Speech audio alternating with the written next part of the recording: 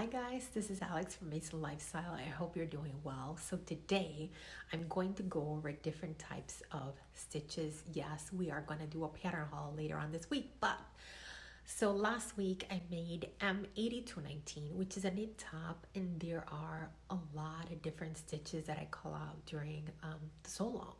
Actually, also alongs, I call out a bunch of stitches, and I do remember being a beginner sewing many moons ago, and yeah, I know how all of these stitches can be they can be a big blur, and which one is what, and when do I need to use this, and you start asking yourself, do I need to do that? Do, like, what is understitch? So I thought maybe I'm going to go ahead and demystify these for you.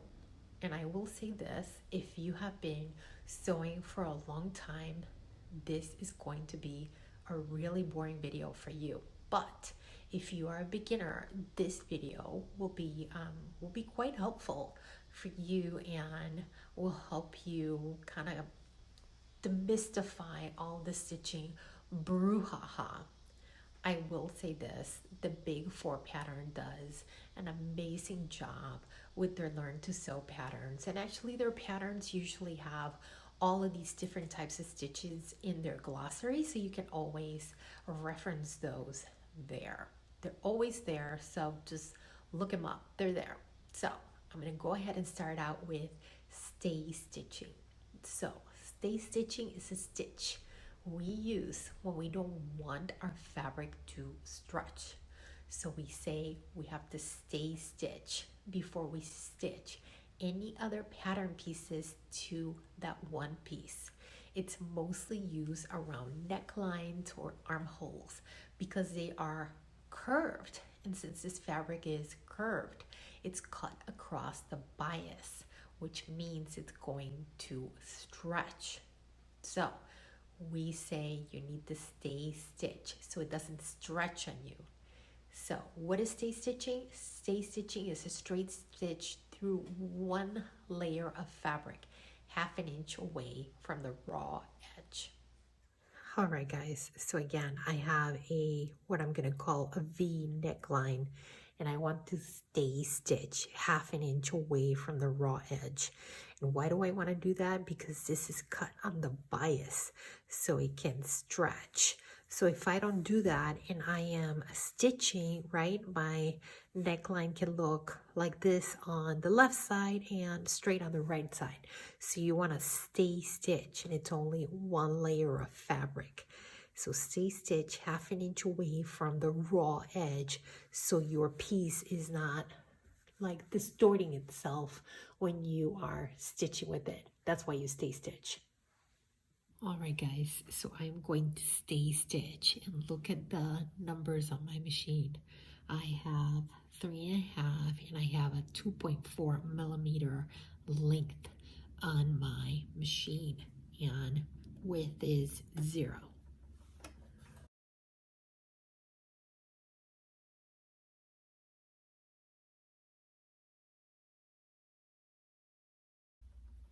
So there you have stay stitching. And now once I work on this, my pattern piece is not going to distort. You always do one layer of fabric, not two, only one. All right guys, next up is zigzag stitch. So zigzag stitch is used for two things, usually to sew and knit garments. So when I say don't forget to use a zigzag stitch, it's because knits need to stretch when you put them on. So you kind of pull it over your head, or you're kind of stretching in to put your arm. So the only way that you can do this with knits is if you use a zigzag stitch. If you don't, it's gonna pop on you. So you don't want those stitches to pop on you, so you use a zigzag stitch. And some machines have a lightning bolt, some don't. And if you don't have this on your machine, it's okay. All you have to do is set your machine to a narrow width or to finish the seams to prevent fraying. So if you don't have a serger, you can also do zigzag stitch on your seams. So now we have a zigzag stitch and I have my knit, and I am going to use a lightning bolt stitch, Again, it's a narrow zigzag stitch. If you don't have that on your machine, you can also do a zigzag stitch, and you just have to make sure that it's narrow. But of course,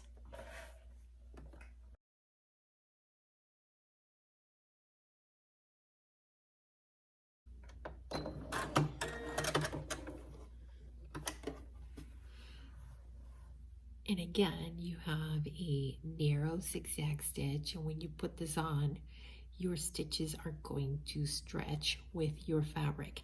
If you do straight stitch on a knit, your stitches are going to pop. So that's why you want to do a narrow zigzag stitch. That's what zigzag stitch is for. Knits and to perhaps enclose some seams in a woven fabric. All right, guys, so moving along. Next one is straight stitch.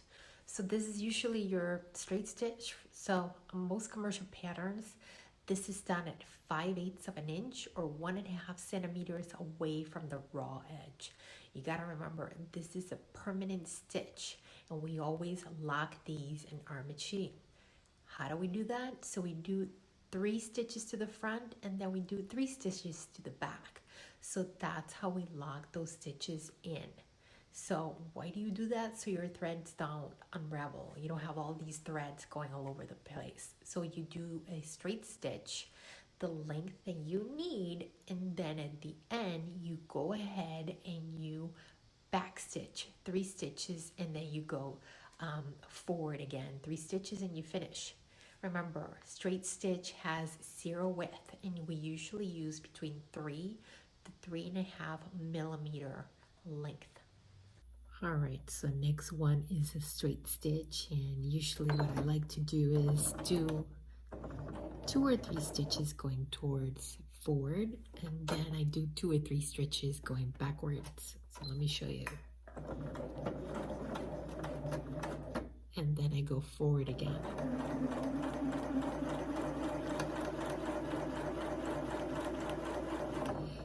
So let's say that's it. That's my desired length for straight stitching. And then I go again, I back stitch.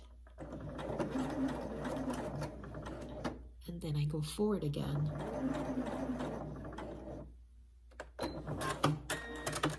And that locked in my stitches. And again, look at my number in my machine. So again, I have 0 width, and I have a length of 3.5 millimeter. That's for a straight stitch. And if you look at my stitching, you see where I started, where I ended, and that's where I locked in my stitches. Next up, we have basting stitches. So we baste when we need a temporary straight stitch used to hold layers of fabric together until we final stitch these in place. So when you baste, you do not lock in your stitches at the start or at the end. Remember, these are temporary stitches, so we want to take them out later on, and we want to do that easily without having to spend quality time with the ripper. We don't want that, so you don't lock them in. So we usually use the longest running stitch in our sewing machine. In my case, that is a 5. In my beginner machine, I think it was a 4. So you just want to hold the 2 pieces of fabric together. They may be used because you want to try something on, or like the pattern that we did last week, that M8219, we had those 2 bodice pieces, and we just wanted to baste them in place because we had another piece that we had to add. So it's easier to just baste those pieces in so they're not moving around on you. So I want to do some basting stitches, and I have again my machine to 5 on a straight stitch, and I'm not going to lock in my stitches as I would have with a straight stitch. I'm just going to baste.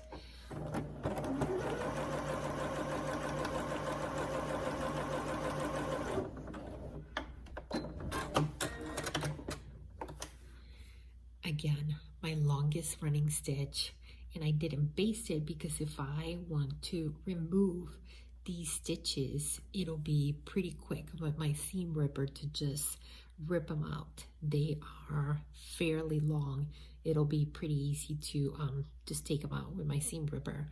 Perfect if you just want to try something on and you know that perhaps those stitches will be coming out, then this is perfect just to baste. All right guys, next up is understitch. Understitch is a straight stitch, you know, so you got to lock it in at the start and at the end. So usually to stop a facing or a lining from peeking outside of your garment. So you want to keep those inside. So when attaching a facing or lining, we understitch the facing or lining to the seam allowance. You usually stitch 1/8 away from the seam line.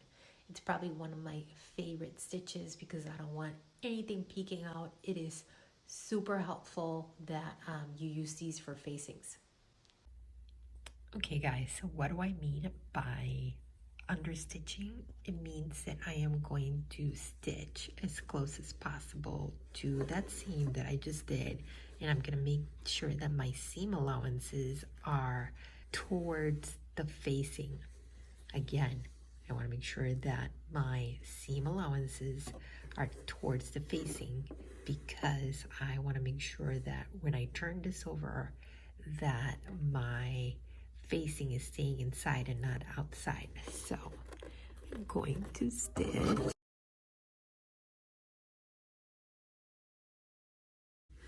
And again, I am stitching as close as possible to the facing seam, to this seam, but I'm staying on the right side. So we went ahead and did our understitching, and it's that right there, that little line of stitches, just so our facing stays in the inside. All right guys, now we have ease stitch. So we ease stitch when we need to ease something like a sleeve into an armhole. So we do 2 rows of long running stitches. So again, you're using your longest running stitch on your sewing machine. Again, my machine, the longest running stitch is a 5, and I leave the threads long on my stitching because I want to pull on those threads and go ahead and create some gathers so I can later on ease the fabric into the sleeve. So usually you do 1 row, 1/4 inch away from the raw edge, and then the next one is 1/2 inch away from the raw edge. Again, remember these are temporary stitches, and that's why you do not lock them in. Eventually, once you put your sleeve in, you're going to take these stitches out. And now I have a sleeve. So what I want to do is I want to ease the sleeve in. So we're going to do some ease stitch. So again, I'm going to leave my threads long, and I'm going to do 1 row of stitches 1/4 inch away from the raw edge.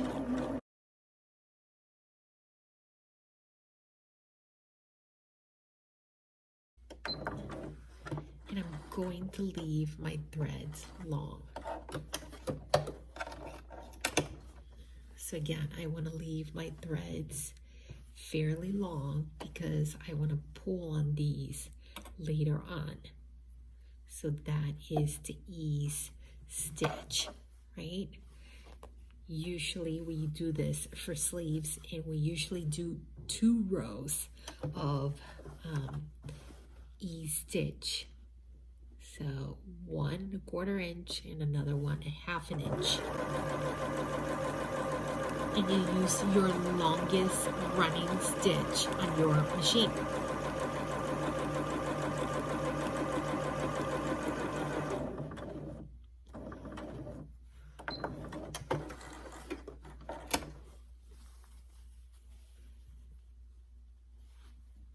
So again, I left my threads long just so you can pull on them and do some small gathers. So usually E-stitch is used on sleeves, and if you are doing gathering stitches, it is the same exact thing. All right guys, so now we're up at slip stitching. So slip stitching means you're gonna grab a needle and thread and you're gonna stitch things by hand. It's also called a ladder stitch, and we usually use this to close a seam that perhaps your machine can't do. So what you do, you slip stitch. It's definitely not my favorite one, but sometimes there's just no other way. So you have to go ahead and slip stitch. So we have a slip stitch, so needle and thread. So in this case, you just grab a little bit of the fabric. You kind of do a little bit of, right? You slip stitch.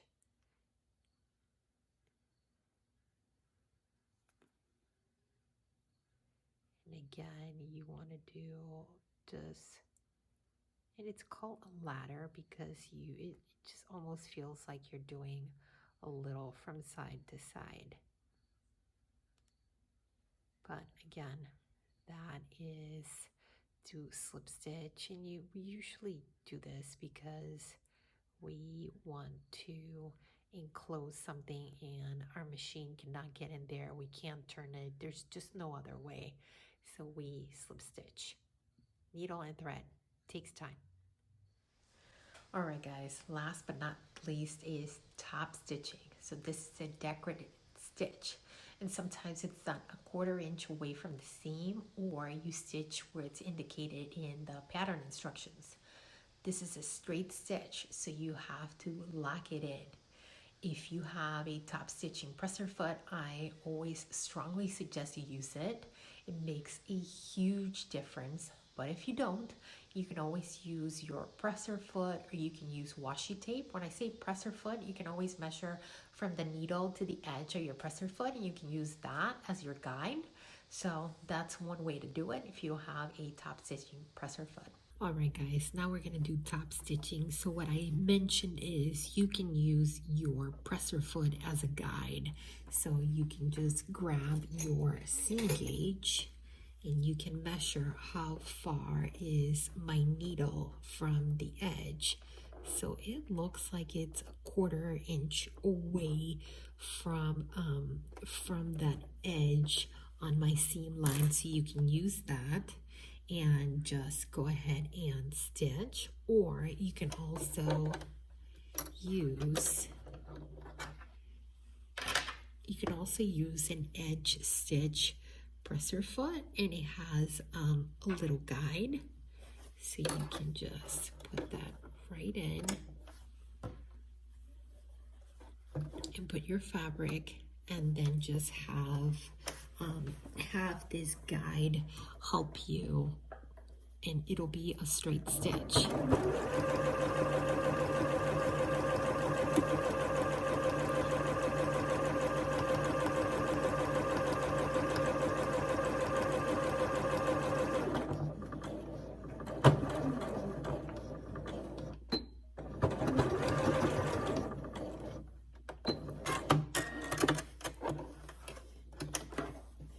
And again, right, you use your presser foot or the edge stitch foot to do some top stitching. I hope you found this video helpful, and as you continue sewing, you will eventually know which stitch you have to use. Believe me, it will become like clockwork. You will know what to do and what stitch you need, and especially in the big 4 patterns that they always list all these types of stitches.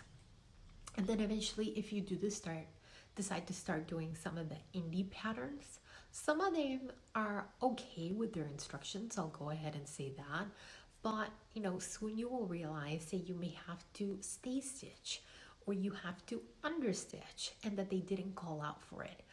But since you know what to do and when to do them, you will know that, hey, perhaps that was missed, and I do have to understitch before I move on. So again, if you have any questions or comments, please leave them below. And again, don't forget to give it a thumbs up and subscribe. I will see you later on this week. Bye.